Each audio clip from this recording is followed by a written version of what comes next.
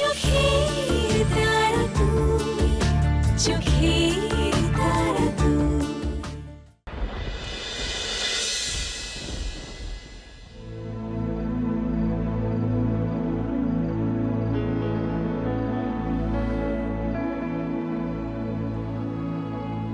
কেঁদো না তো তুই।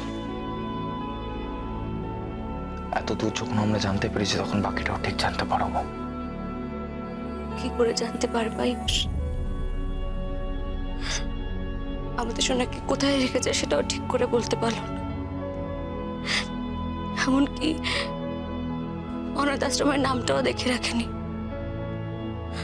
বাইরে থেকে দেখে মনে হচ্ছে ওটা অনাথ আশ্রম। কি করে ভাবে আয়ুষ? তুমি তো নিজেও জানো যে ওই এলাকায় অনেকগুলো হোম আছে। ফাদারের হোমটাও তো ওখানেই, কিন্তু এমনও যদি হতো যে ফাদারের হোমের বাইরেই ফেলেছে তাহলে আমাদের কপাল কি এত সুখের হবে? শুধু ভাবছে যে ওইটুকু একটা বাচ্চাকে ওরা রাস্তার মধ্যে ফেলে দিতে পারলো। ওই রাস্তা দিয়ে তো কত বড় বড় গাড়ি যায়, ট্রাক যায়। ওইটুকু একটা শিশুর ওপর যদি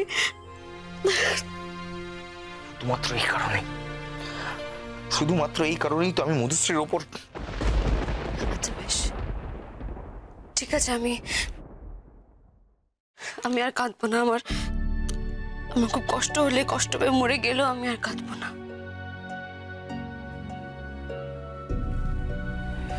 দেখো তো তুলো, আমাদের যতটা চেষ্টা করার আমরা ততটাই করবো। একটু তো ধৈর্য আমাদেরকে রাখতেই হবে। কিন্তু আমি বলছি, দেখো তুমি, সোনাকে আমরা ঠিক খুঁজে পাবোই। আমি ঠিক করেছিলাম যে এর মধ্যে একদিন ফাদারের কাছে যাব, কিন্তু উনিও তো নেই, উনি তো ফ্রান্সে গেছে।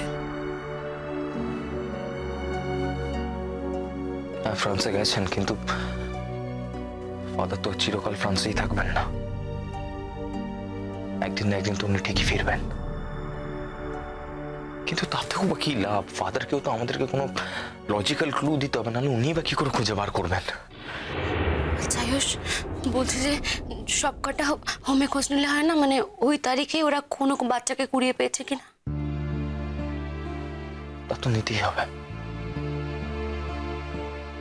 খোঁজ তো আমাদেরকে নিতেই হবে তো তোর। কিন্তু আমরা নর্মালি গেলে আমাদেরকে হোমগুলো ডিসক্লোজ নাও করতে পারে সব ইনফরমেশন। এই ব্যাপারটা আমাদেরকে লিগালি হ্যান্ডেল করতে হবে।